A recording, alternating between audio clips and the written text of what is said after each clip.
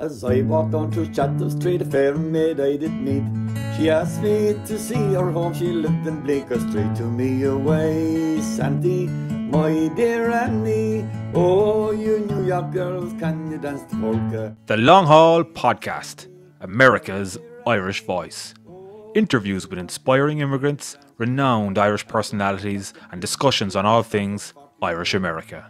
Presented by Michael Dorgan and Johnny Kennedy. Away, you Sandy, my dear Annie. And Larry Tompkins again. It's like a sprint every time he gets the ball. Such confidence and such finishing. What an outstanding performance this is by Larry Tompkins. In this two-part podcast, we interview former Cork football legend Larry Tompkins. The Sam Maguire has been retained by the champions.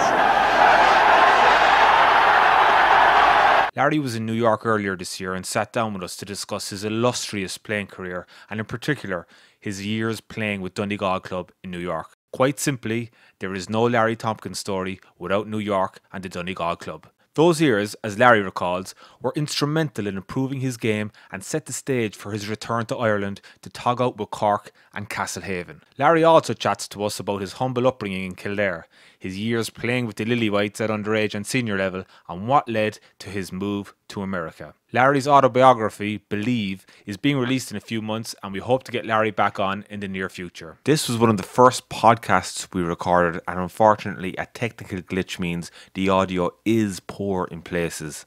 The video, however, to the podcast is up on our YouTube channel and Facebook page with subtitles, which may be a better option for some people. Lastly, Donald Gallagher, the man who brought Larry to New York back in the 80s, also sat down with us for a podcast a few months ago, and we will be releasing that episode soon. And now, part one of the Larry Tompkins interview. Larry, thanks for coming on the Long Haul Podcast. Thanks, Michael. It's nice to talk to a Cork man. There's still a few around New York. There's only a few of us around, yeah. And I didn't realise John there besides he was a next door neighbour of mine. Yeah, that's cool. He was just telling me that, yeah. So, because you're originally Rapmore, right? That would. So we nearly kicked the ball to each other from where we lived. Cool, yeah. You know. So great to see John and great to be here in the establishment and. As we kick off this podcast series, it's a new venture for us. So, Larry, we'd like to get into your background in New York, and you've a book coming out in a couple of months' time, and it's a nice build up to this. And so, if you wouldn't mind going back to your earlier years and maybe tell us how you went playing with Eadstown, then to Kildare, and how you winded up playing in New York in the 80s with Donegal. Yeah. Funny, I suppose a long journey. I suppose it's hard to imagine like that when you be kind of playing in where I came from, a small neighbourhood, country area. Neighbours were actually very important because you had no competitions. All we had was a football, and there was a guy up the road that was from Kilkenny, and he had a few of the old style hurleys that. You play probably more kind of hockey than hurling, them kind of sticks, you know. But look, we used to get together, the neighbours would come together every day, every night, and sure, whether it was after school or weekends, you done nothing else, only really been out in the farmer's field and belting the ball around and, you know, poking one another around. And I think generally kind of was a simpler time. Yeah, a simpler time, and sure, look, the doors were open to everybody. We didn't have much transport, and not afraid to mention we didn't have any electricity or running water. We used to have pumps up the road where we used to have to go up and fill a bucket or a basin of water and bring it down. And I suppose that kept the fitness there as well and strengthened us up a bit. And, more natural things, and you know, you grow into a scene of a lot of respect and a lot of communication and things that maybe from nowadays probably are forgotten about. So grew up in a great environment, grew up with a great family. I had 7 in the family, 5 brothers, 2 girls. I was the youngest of 7.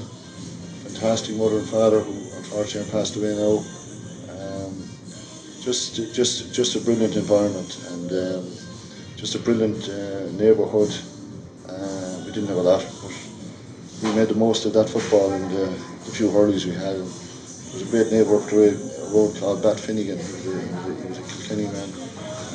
He lived with his father, didn't marry, but he was kind of the go-getter in the house to go to. And the old radio, you guys were too young to remember the old radios. The wireless. Well, this was a wireless, because you would need 3 or 4 people to carry it. It was a big lump of thing.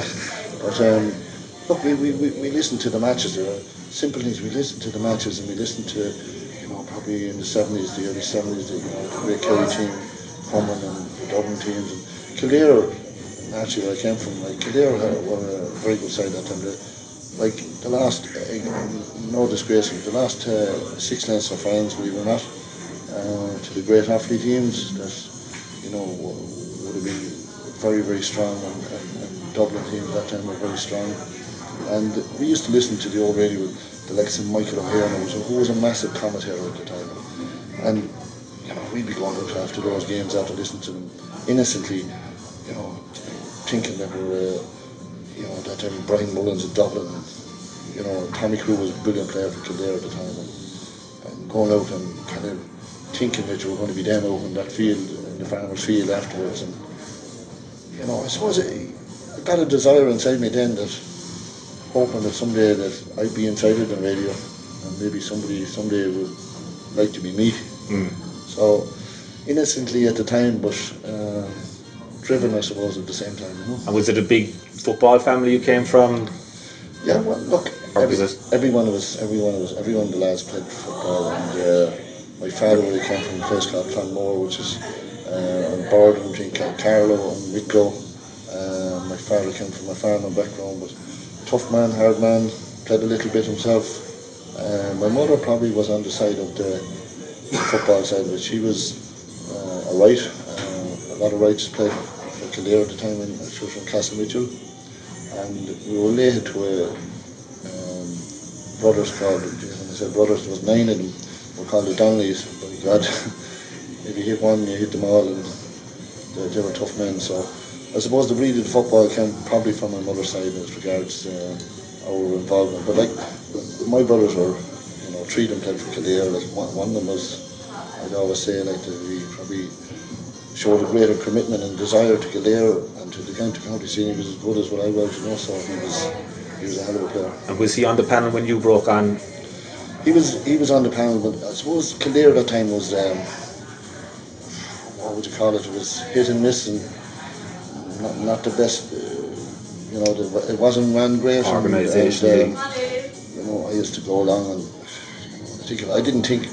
I started serving my time as a carpenter, and my first job was in a place called Kilcullen, which is about 14 miles away from my home place. And I used to set out in the morning. We'd be starting up at 8 o'clock, and I'd have to walk 7 miles to get a lift from a guy called John Murphy, who was passed away now since he was from Ballymore. And he'd drive me then to work, and my God, you worked from 8 to 6 o'clock, and then John would drive me in, then go home. He'd be going home to Ballymore. He'd drop me in Naas, and I'd get a quick cup of tea and head down to train with Kildare then in Naas, the time where they trained. She might have 13 or 14 players turn up, and I was the only one from the club, and just basically I had 6 or 7 miles to go again, and hobble along the road, and hopefully I might get a lift, but a lot of times I had to walk. So it was a good education. Yeah. You were 16 when you broke onto the? Yeah, 16. I suppose I was playing minor, and I suppose I was going quite well, and the senior team was, as I said, was kind of a bit hit and miss. And I suppose I got an opportunity. It was a very unusual opportunity, because it was in 1979. That time you played 3 or 4 games in the National League before Christmas, and played 3 or 4 afterwards.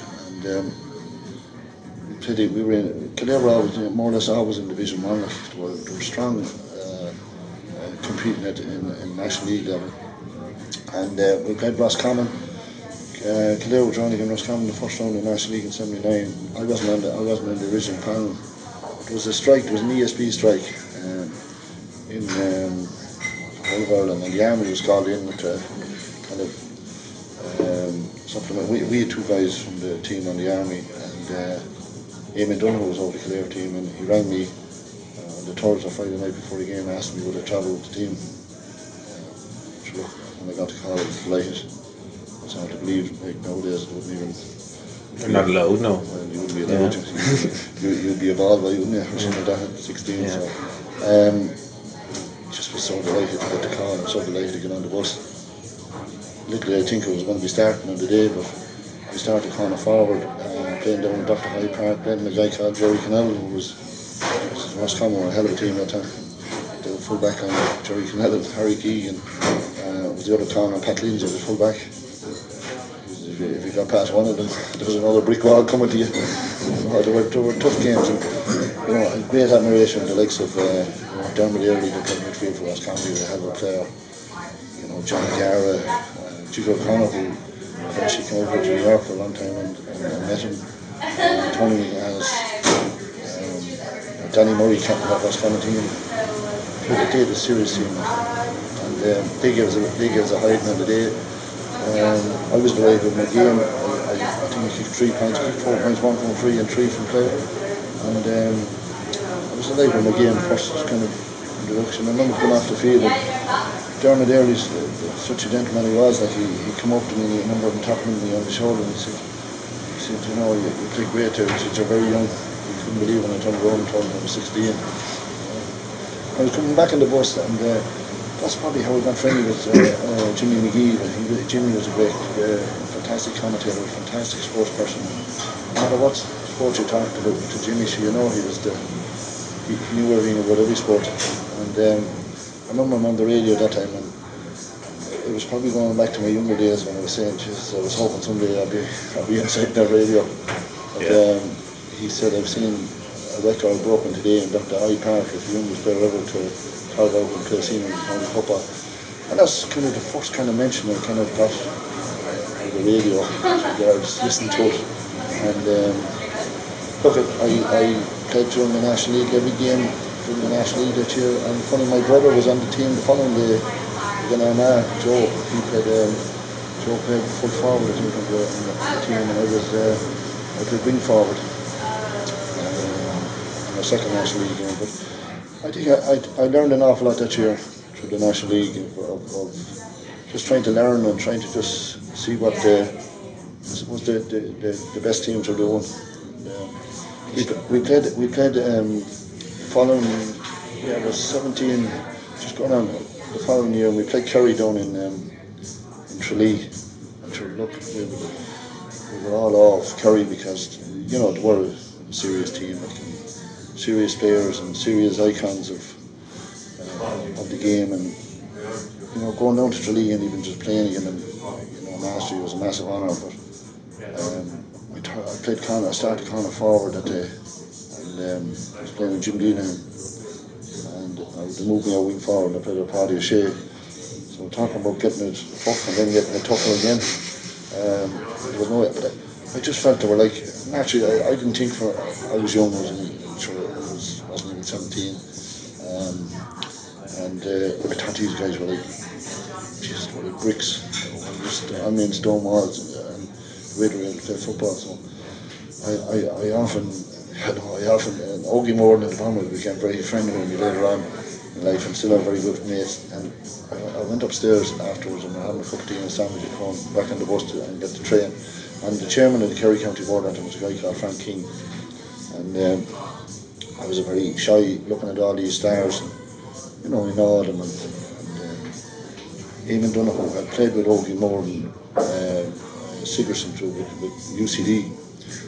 Ogie had come over, and I was beside him. And, it was just, I just said to Ogie, just out of the blue, I said, what type of training do you do? I was so anxious to learn what they were doing, like, and what he would advise. And I remember just saying, if I was you, I said, I'd get into a gym. Like gyms in 1979, you want to be, you'd be driving for a long time before you'd see one, or do a lot of long running and just strutting up. That was kind of his basis of his conversation to me. So, just make a long story short, I couldn't wait to go home and kind of figure out where would I find a gym. You know, I was living in not far from this town. John didn't know it, and big town, and there wasn't a gym to be seen. You know, I said, where's my next step? And I thought of Dermot Early. Dermot Early was he was in the Cork camp, and I went to see Dermot, and I asked him about the gym, and he said they had a gym in the complex of the army, but actually I couldn't use it because of the restrictions. There was only army use. And he said, if I hear it, I'll let you know. And within 3 or 4 weeks he rang me and told me 2 guys from the army were opening up a gym, believe it or not, in this, just beside the Townhouse Hotel. Yeah. And still very happy. And I couldn't wait to get into it. Basically that's where I lived for a long time.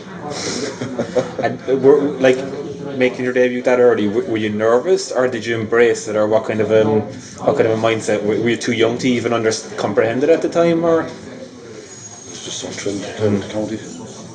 Just an ambition. Last year I was playing minor, after 3 years minor, 5 years under 21. You know, it's just mad. Like 5 years, that's phenomenal. And look, didn't think about that. You know, I was just so thrilled and just so happy just to be out there playing against the big guys. You know what I mean? And just trying to learn. You know. And when you were going into the gym, did you have any kind of, like, obviously today it's after developing the whole science behind it, did you have plans, or were you going in there kind of not knowing what to do, or? I was very lucky because I had 2 very good guys from the army and actually they knew what they were doing, and they just took me under their wing, and I said, I was playing against guys like I just felt my physicality had to improve. Like, last year I was only young. I didn't realise like I was playing against, you know, back in the likes of Tim Kennelly, you know, or mentioned Tim, he was like, they didn't call him the horse or nothing, like, you know. He was a hell of a player, like, and just couldn't manage these guys that were actually physically stronger. I'd marked him saying in the following year, just when I was gone 17, I marked him we played them actually down in Tralee again, because I think the pitches in Kildare, we went back down the following year or that same year, and to play them in the league. I was 17, and Tim basically I was went centre forward, and Tim was just, he was just thinking I was just a piece of paper. I was just gone, like, you know what I mean? So I swore when I go over that ground that day that next time I meet him, I want to do that to me the next day. So got 2 great guys in the gym, and I just said, look, how do I need to get myself right here? So they really pushed me hard. And I came there after opening the buildings, and I had a lot of exercise work in the buildings as well. And I stopped into Naas after finishing work, and I spent 2.5 hours in the gym, 3 days a week. I met Tim there in the following year, again. You'd a massive drive to learn and just to train and be fit. It was just like we hear about it, we read about it. People say you were like ahead of your time, which you were, but you were kind of an obsessive kind of desire to do well. That, you know, it's admirable and it's kind of unique in a way.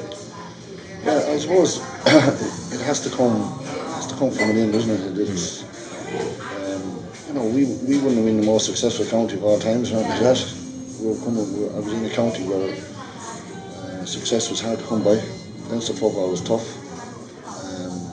We had no easy games, whether you were playing Laois, Wexford, whoever. Tough games. Leinster was the most competitive province of the whole lot. Every game was a hard game, every game was a tough game. You know, I advanced on then where I was only 17 again towards going on 80, 81, and gone on to the Rail Cup team. And Eugene McGee again passed away last year. Last year, a great guy, brilliant trainer.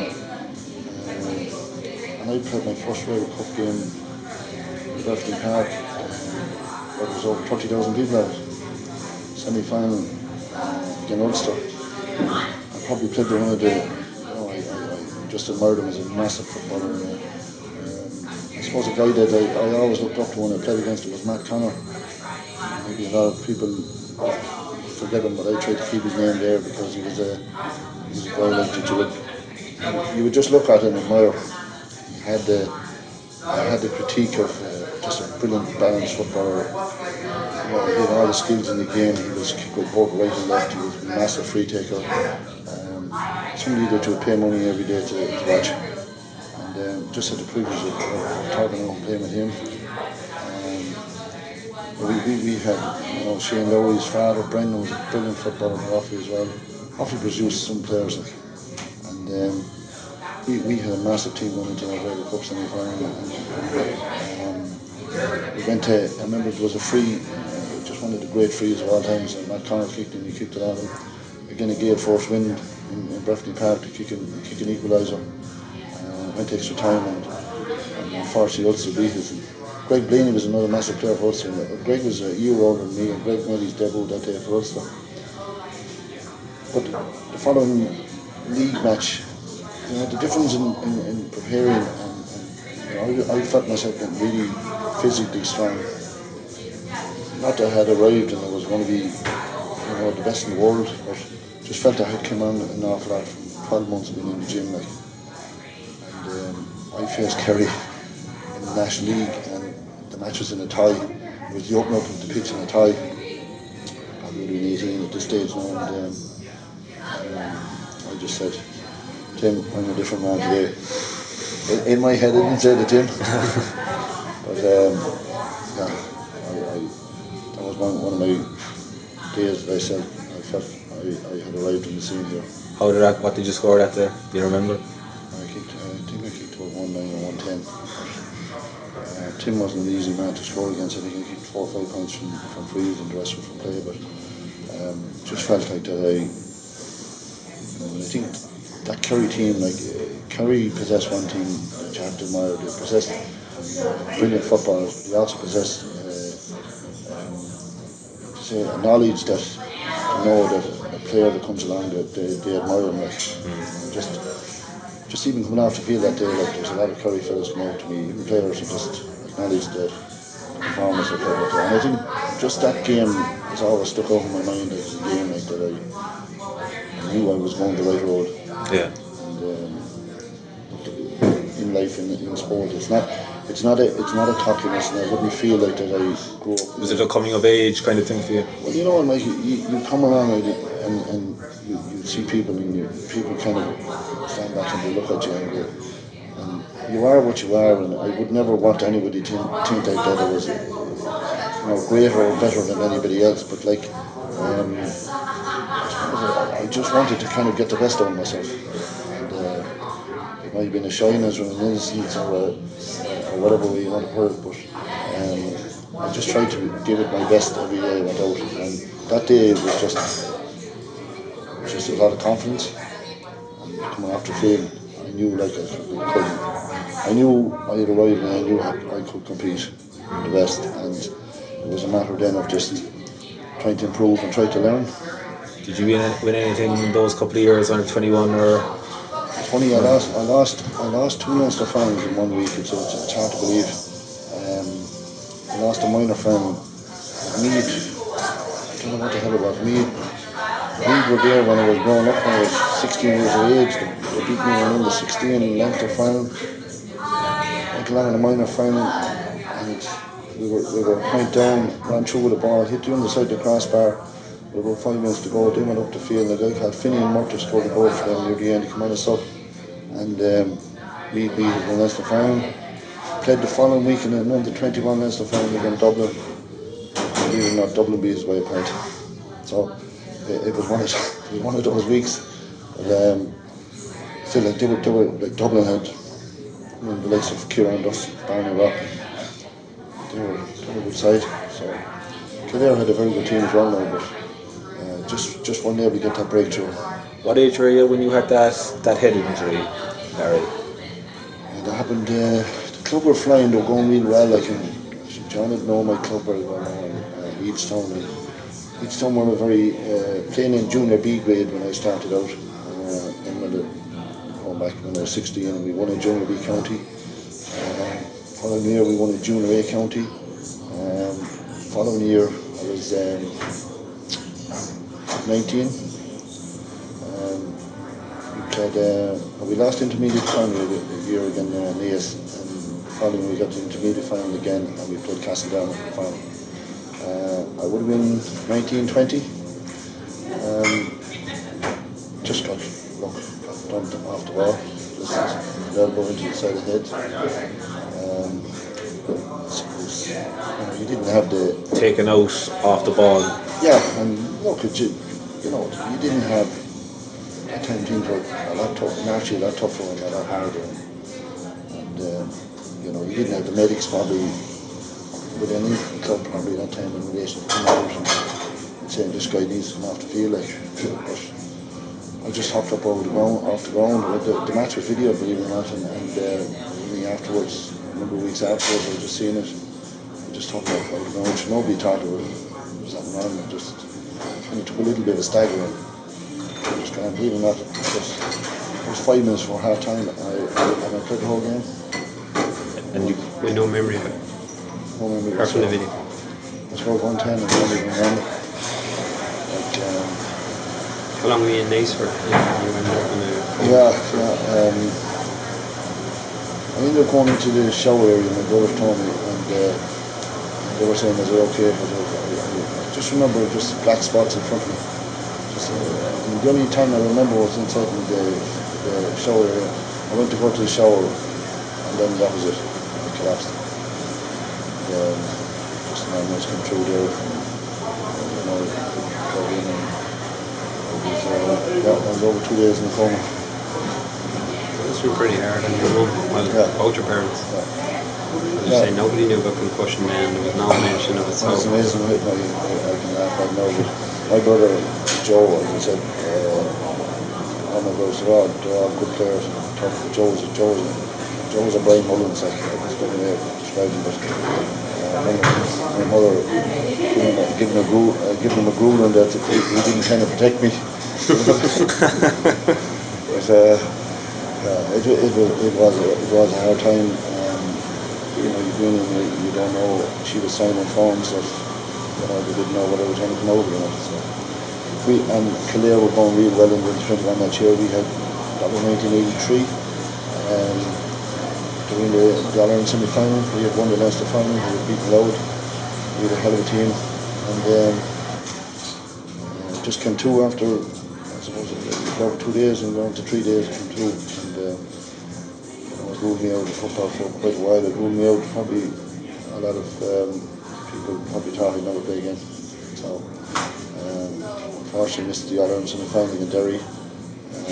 Derry beat us by a point, and Cork beat Derry. Cork beat Derry in the final. I think it was 3. So it was a dark spot for a while. Was it a skull fracture, was it? It was a hairline fracture of the skull. Yeah. So just the temporal bonus was the from Moses was the softest part of your temporal bonus on the side here. So it's at the time you kind of realise it's probably like that. It was a dangerous situation. But it took me a bit of time to try and get back into it, and amazing again. Another Mead man was a massive help at that time. Jerry McEntee. Jerry was, he was a head fellow in Mallow Hospital, and with the guidance of Jerry and his expertise and the people he sent me to, guided me through a good process, and got back into it. Then I'd say within the next, I played again probably 9 months later. Did you ever, throughout your career, did it ever come back and affect you again? Did you ever get a belt? And there was a belt, but you know what? There was times when you kind of feel like that you're a little bit lightheaded. That's the word. Yeah. And it's funny. I was out here one time in New York, and I had gone up with a few lads up to Yonkers racetrack, and I had to come away from it because I didn't feel well, and there was symptoms of that. Getting black spots again, and I had to go back again and just get advice on medication, and just trying to. They were thinking then that probably what some of the rugby players were. You see Rory Best wearing this kind of skull cap, and was kind of areas that Jerry McEntee was kind of saying to me, maybe I wanted to kind of play sport again, maybe that might be a way forward. Look, thank God the injury healed up quite well, and got back training first, and then played my next game. Believe it or not, that was intermediate college final, would have been September. I'd say I played the following April again Dublin. I came on again Dublin in Cork and Castlehaven. That was my introduction back into it there. So I didn't wear any school cap, no. I avoided that, but massive thanks to Jerry McEntee, who became he was always a great mate and great friend, and then we had our tussles then as we go through later on, yeah. Hello folks, just a quick shout out to thank everyone for listening, and we would really appreciate if you could rate the podcast and subscribe. Building our audience will enable us to get more podcasts to you more regularly. Don't forget to give us a follow on Instagram, Facebook and Twitter at The Long Haul Podcast to keep up to date for upcoming interviews and latest news. And now back to the Larry Tompkins interview. So, and then guide us through then what happened with Kildare and how you managed to end up in New York. Yeah, so I played with Kildare. I hoped it was the following year. I was 20.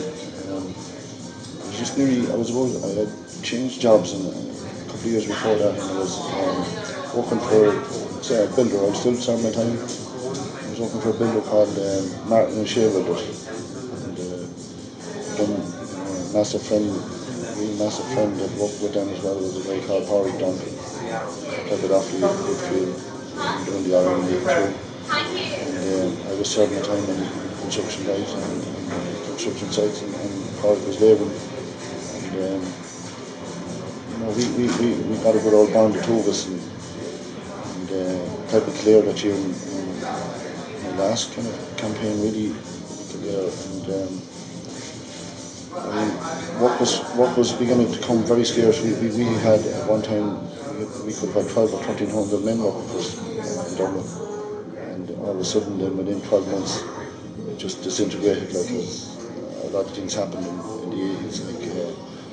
Work wasn't there, but I suppose the difference was the recession that time and the recession that hit there back 10 or 15 years ago was that people hadn't worked, but they hadn't got the borrowings that they had. They just didn't have the work. We were all 5 brothers at home, plus myself. We were all tradesmen, and one of us working. So you can imagine it was a bleak time as regards like confinement, and things were hard and tough. We were just looking out the window at home in the country area. And I got a bus one day to Dublin. Walked on the road. We got a bus into Dublin. And I was just walking over a corner bridge, and I met this guy who said hello to me. And it was a guy called Mick Wright who played again for Offaly for years. And we got talking. He was asking me what I was doing, and I said I wasn't working. I was out of work. He said he had been in New York. He had club with Donegal. He was telling me. He said, would you like to go to him? I don't know, I was real homework and I couldn't see myself moving. And he had been over in Newborn, a guy called Brian Gallagher. He was over here from Lilywhites. I'd say within 24 hours this guy rang me home and asked me would I come out to New York and for the weekend. And he paid for my flight, and we were playing against Sligo. I said, look, the way he said it to me, and Dawn became probably a massive friend to me. And he's probably the reason you're here this weekend, isn't it?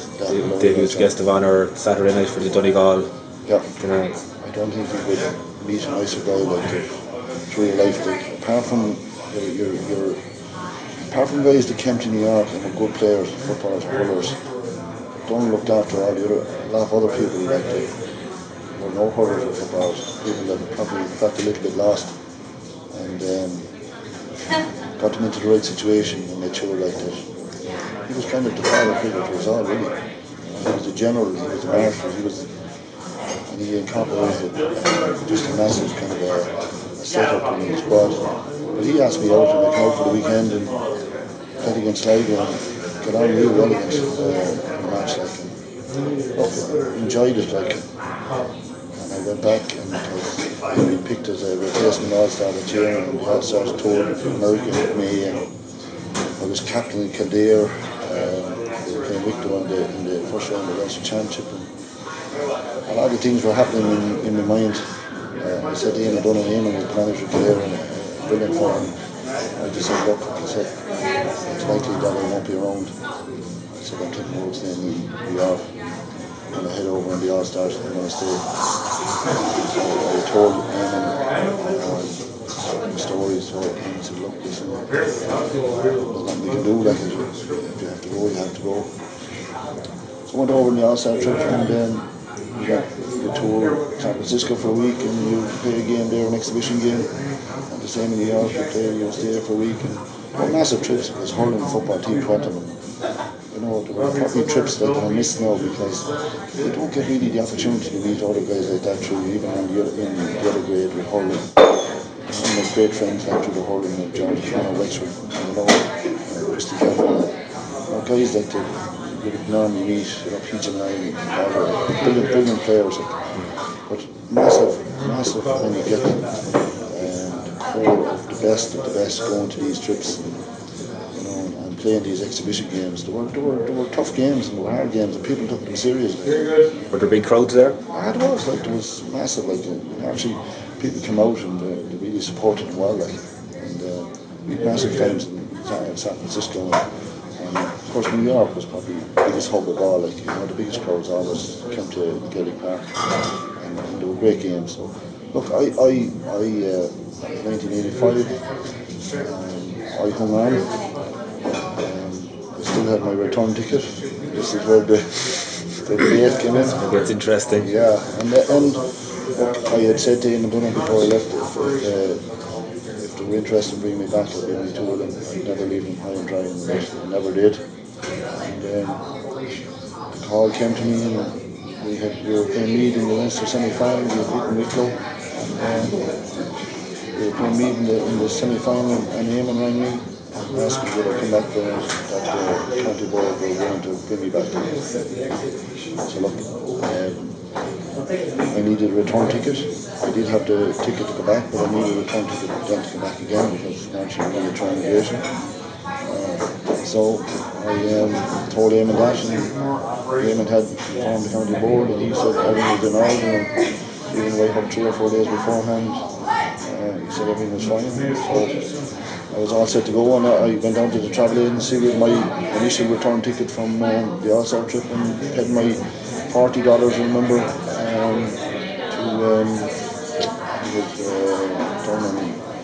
where I was living in the Bronx, with the Orders Travel Agency, it was called, and changed my date and my ticket for $40, and came back on my return ticket and was had for the All-Stars.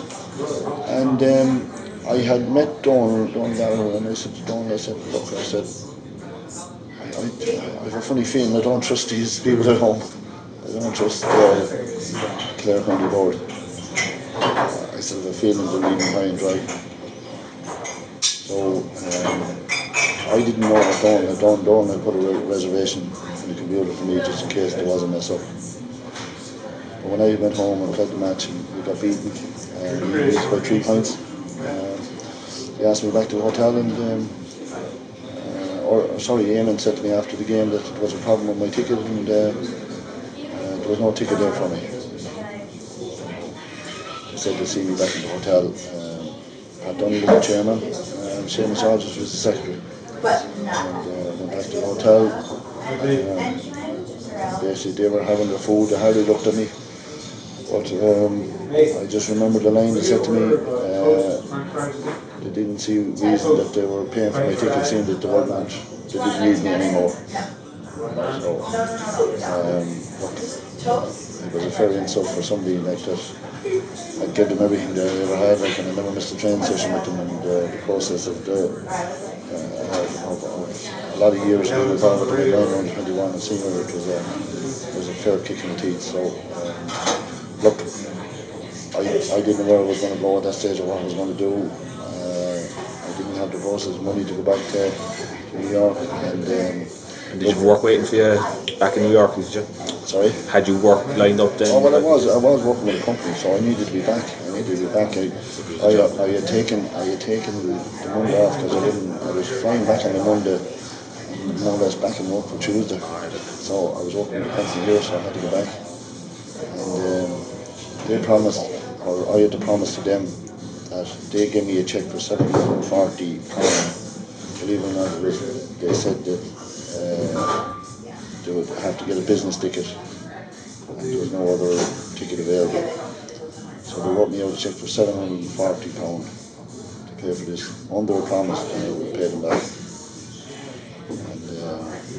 And my brother drove me to the airport the next day, and Monday morning, and went up to get the ticket, and the lady said, look, that ticket is £740. I was paying with a cheque, and whatever they gave me, and my name came up again in the euro. I said, your name is Wood Price. And straight away I came and said, I said, where's that move from? I said, someone took it from New York. And then it kind of hinted me that Dawn, of course, taking him, the way he is, I booked a ticket from me, and that ticket was costing $400. So they basically took the money out of the cheque, the $400, and had to more or less give my brother a draft. It wasn't cash, give him a draft back after the remainder of the money. My brother went back to Lilywhites.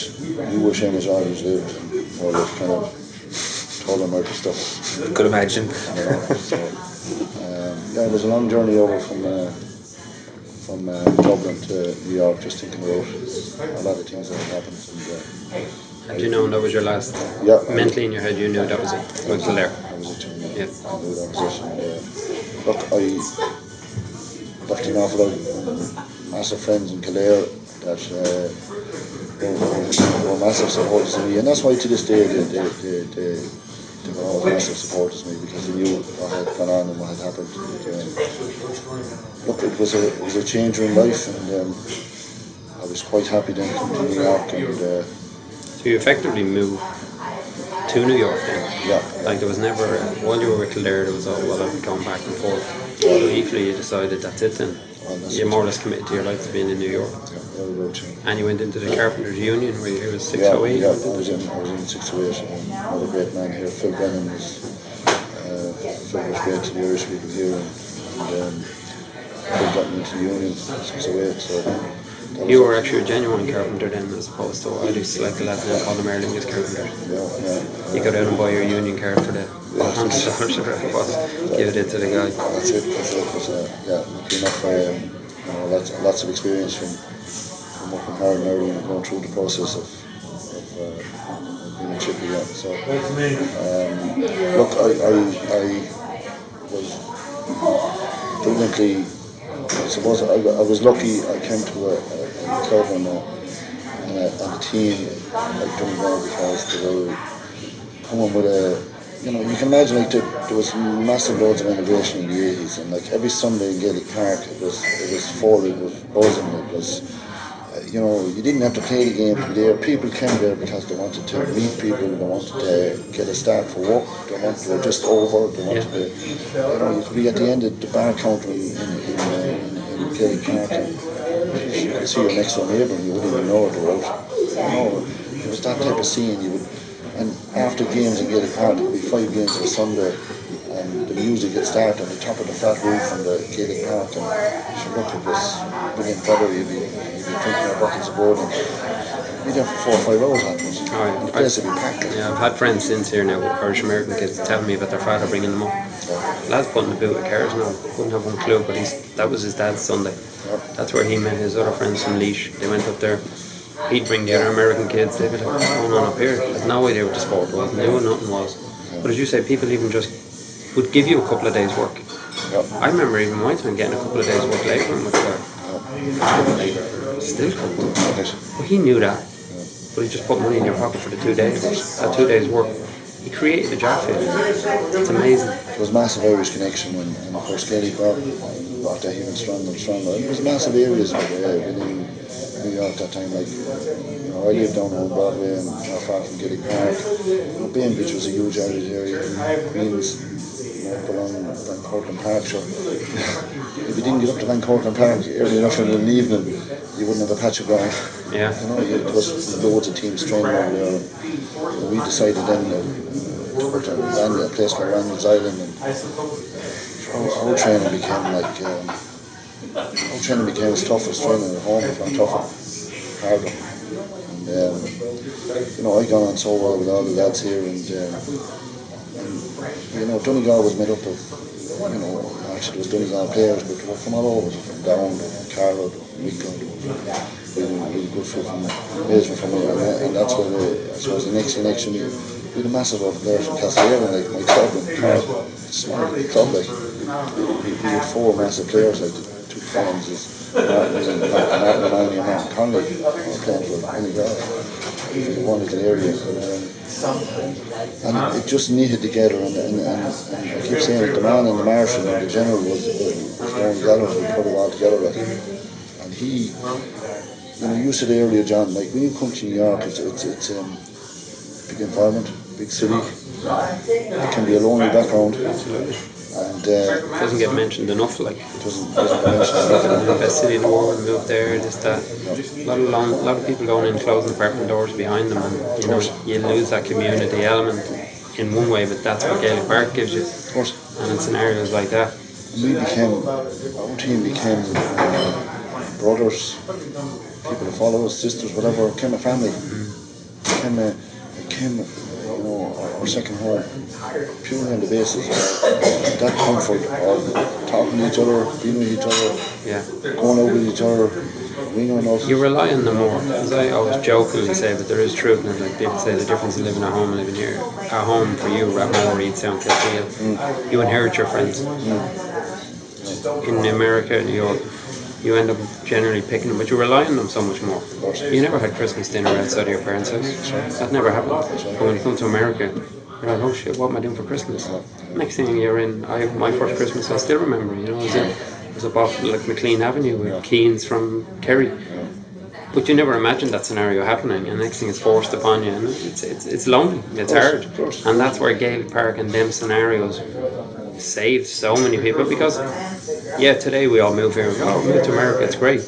Even in your case, as well as you did, you were forced to move here. You were forced to move here through work. And there's a lot of people that are here that pine to go home and crave to go home. And you hear people say, oh sure, it's great, you're going to live here, but it's not always the case. And there is some people that just find it very difficult. And that's where Gaelic Park and scenarios like that really saved a lot of people, you know. Even the whole process of being in Gaelic Park and looking forward to the matches on Sunday, then it was kind of the areas that I mentioned were so important too, because no matter of a Monday night, you know, our kind of local that time was the Celtic House was called on Broadway. The newspapers of the Monday was the big thing, wasn't it? Yeah, because Hutching Still, I think, was the big one in Queens, yeah. Yeah, you know, games are transmitted live. That wasn't the case in the 80s. Amazing. You know, a fella rushed out to the JFK in the airport on Monday to pick up the tapes that were coming in. And it's not that long ago. No, it's not, no. Like, I remember working in bars in Queens, and the guy coming in with the tape on the Monday night, and you had to pay him $5-10, and there was the list on it, what games it was on it, you know. But people look forward to that. Sure. They went down for Monday night, and they looked at the games, and, you know, and whether it was the games, or whether the Wolf Tones or someone was playing, everybody wanted to go because they wanted to sing those every songs. 100%. Because why? Because it's your affiliation with it. It's like, as I say, you know, some people didn't listen to the Wolf Tones and they left home. Like, I remember '85 going over to Lehman College to see the semi-final. That time, you know, the pubs in Haddon, there was only certain places that had them. If you come here this year, I'll still charge you $20. Don't worry, we'll take care of that. I hope God is a It'd be the best 20 you'd ever spent. No, it is. It's so true, and it's still going on. Some of them things are still going on. But people still morph to them things now, because I even spoke with girls here, and it's a massive thing for females now. When you see like Manhattan Gales and stuff like this, the first thing to do when they come to town, like again, not everybody comes with a group of lads. It sounds great, we're all heading. Some people come on their own, and the first thing to do, they go looking for a GA club, and that's where the GA is so unique. At least Manhattan Gales here is amazing for that. younger generation, and I went to one of their nights and there was a lot of girls there never played Gaelic football before in their life. And it's the same with the Camogie team, Annie Moores that's up in the Bronx at the moment, Jonathan Glynn and them are training them. And they said the amount of young Irish American girls, about 5 or 6 Irish girls that never played Camogie before in Ireland, but they knew that was a way of meeting people, take away that lonely element. Yeah. I look for a connection. Yeah. You know, the G has the biggest connection in the world. 100%. And you know what it has? It has a massive respect. Whatever sport can, you know, the crowds can mix before and afterwards in the stands together in the trousers. Even today. Win, lose or draw. You're coming out, hands around each other, fair play to you. Yeah, it's phenomenal. You know, Still. You know, there is a massive respect. That comes from that, I suppose. You know, it even comes from. It even comes from. It does come from the grassroots where the unsung heroes are out there, more and more coaching young people and the kids. People drop off their kids training them. These great people coaching, you know, get that for that. Sure. Do it for their own time, their own energy, and like that's what makes it. You know, the unsung heroes, the people that go to these grassroots level. You go to any club in the whole of Ireland, and you go to the schools in the world, you get everybody feeling it. And why has that happened? Because like people in the community work together and they soldier together and they put things together and they work hard to make it a nice place for the future of these kids and put the work into it. And like, it's brilliant then when you have connections then all over the world, and it's unfortunate that you don't want to see probably your daughter or your son going to America. I'm sure my mother didn't like it, and my father didn't like to see me going to America. It happens, people go and they want to get work, they want to better their life, and there's no problem with that. But it's brilliant to think like that, to have a G connection that's able to mind them in the manner of the way it is like in Ireland. And that's a massive key. It's a massive comfort for the parent to see what's happening. Absolutely. So what age were you when you stepped first tagged up with Donegal here, Larry? I was 1985, so born in 63, so 22 was it? Yeah, was it 22? Yeah. How many senior teams were playing championship then when you were playing? 11 was there, yeah. But God, those strong games, you know, because what you had was you had piles of people over, and actually. Did you have weekend sanctions back then as well? You could have 3 players in, like. It's funny, in 1985, it's funny story, you know, because I hope my guys are not listening or Pat's but we had sanctions for 3 players. We had such a strong base team, and the guys were just really training hard, and really good guys. Like, you know, usually McDunty down, like Kevin Carroll,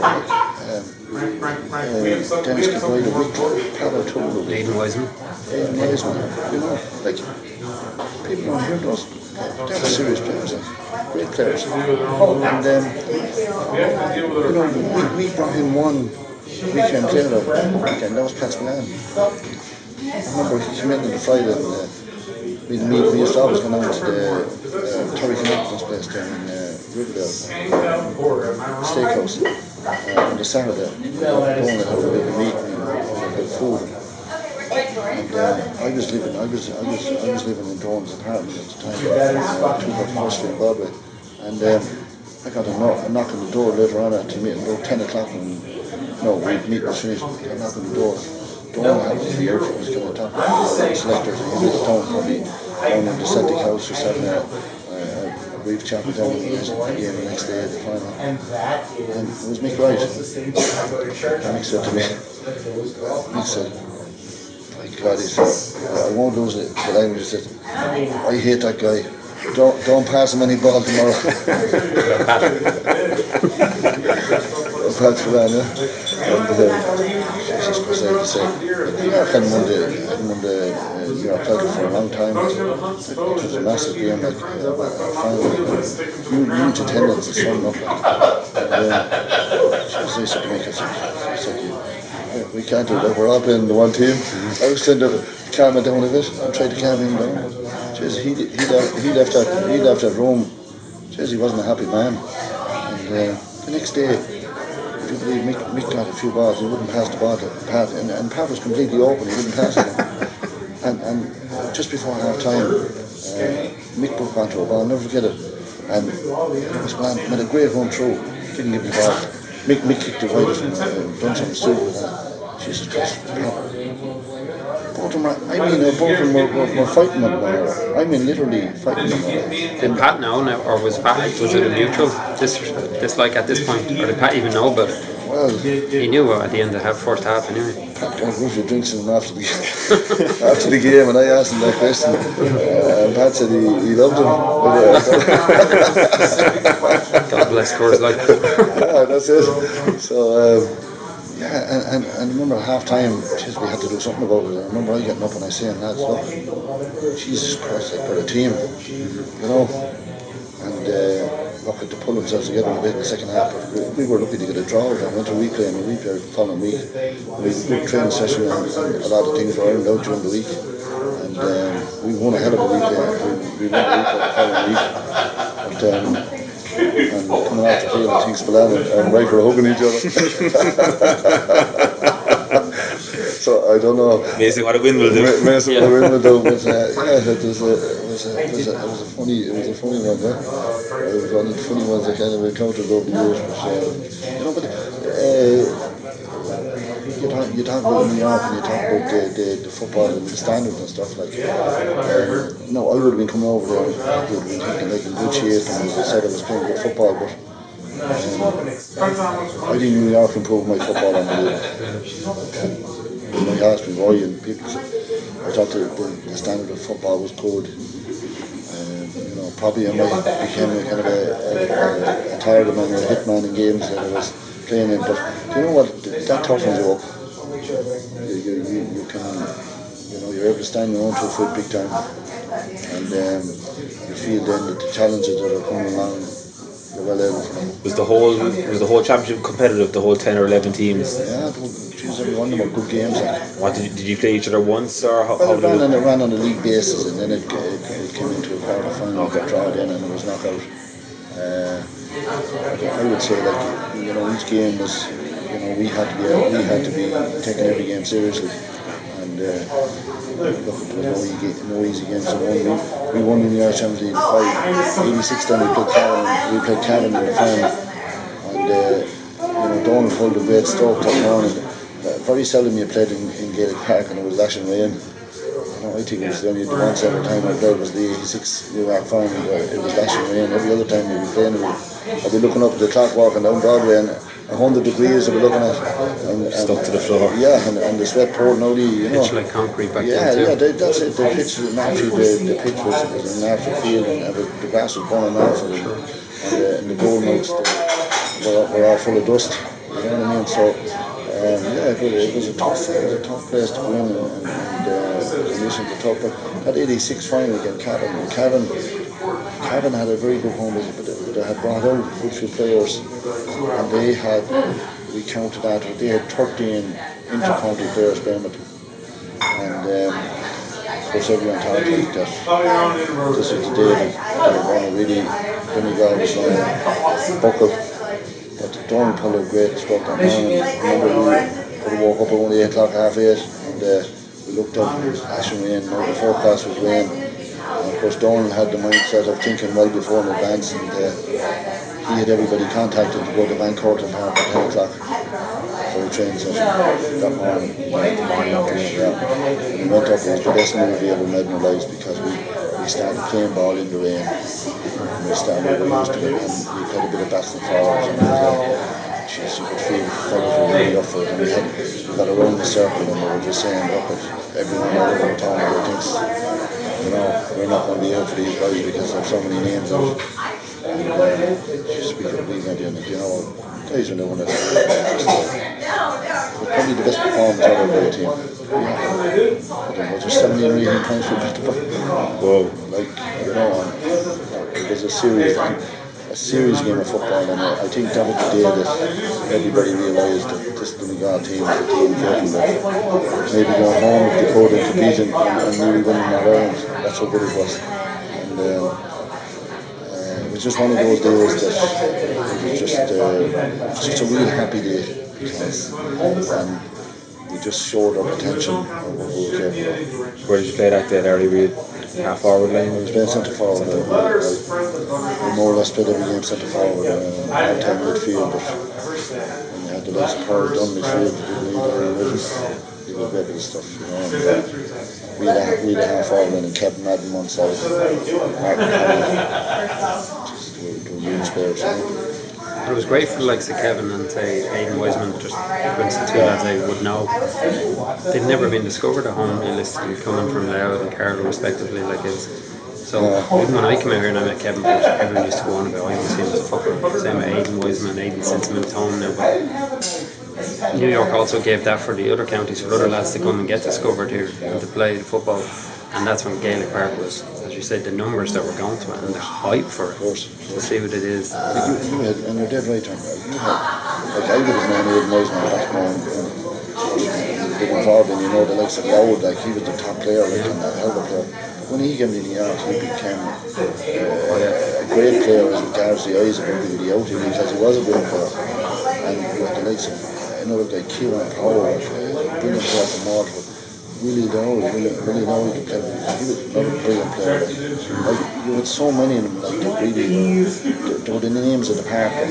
People came in to see them. You know what I mean? That was something extra special because you're right. They didn't get that at home because they didn't.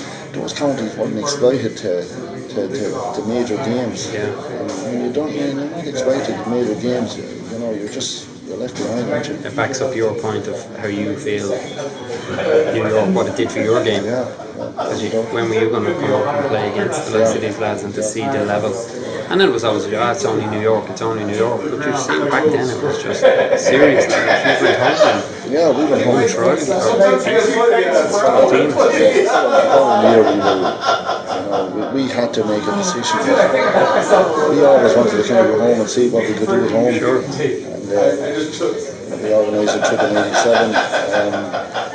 I suppose early '87, there was the lads from Castlehaven that kind of been on to me on a kind of it started off as a kind of a joke, like they were going to stay back when they were going tour. The lads that I mentioned that were on the Donegal team, they were going to stay back with the club for the summer and try and commit to secret to win a county because they'd never won a senior county in Cork, you know. So that's how it all started. And then there was kind of a slag. We'd be having a drink after training or matches or whatever it was. And they'd be saying, "Jeez, why can't you come home? Sure, you're not going to play with Kildare anymore. Sure, you know, why don't you come home?" And it only started as a bit of fun. But these guys, when they talked about Castlehaven, it was their lifeline. Do you think that's what it was for you? Like going back to say that you're the first guy looking for the gym. You're walking all these miles and that. You've nearly met people with a similar passion than you. I'm not no disrespect to anyone in Kildare that you didn't have it, but here's now you've lads your own age, similar enough or in around, and you're listening to about this club and this is what you missed. Without knowing you missed it, like there was something there that, Jesus, you're on the same page as them as regards passion, the way they're talking. I love their talk because you can have a person to get up and talk there, and she'd know after 2 minutes it's from the heart. But I would anyway. You're right. You know, I didn't know so. Friends to these guys, like, very passionate. It goes back to the immigration thing a little bit. Technically, they didn't really want to be in New York. They wanted to be in their parish, trying to win county champions, but it's the 80s, they had no other choice. Yeah, and they felt like that. They longed for that. They longed for it, and they felt like that. Whatever it took, they had to try and go back and help in secret to win a county. So when did the joke turn into a series? How did that happen? Why, Santi, my dear Annie. And that's all for part 1. Join us the next time to find out how the Donegal club fared on their tour of Ireland, facing off against 5 inter-county teams. Larry also talks to us about his decision to move back to Ireland permanently, his transfer saga trying to sign with Castlehaven, and those glory years guiding Castlehaven to win their first ever Cork County Senior Football Championship, and of course those iconic All-Ireland wins with Cork. Larry also discusses the state of football today and some rule changes he'd like to see implemented. And don't forget to give us a follow on Facebook, Instagram or Twitter at The Long Haul Podcast. There to meet her at the door to me away, you Santy, my dear Annie. Oh, you New York girls, can you dance the polka to me way? Santy, my dear Annie. Oh, you New York girls, can you dance the polka? And when we got inside the house, the drinks were passed around. The liquor was so awful strong, my head went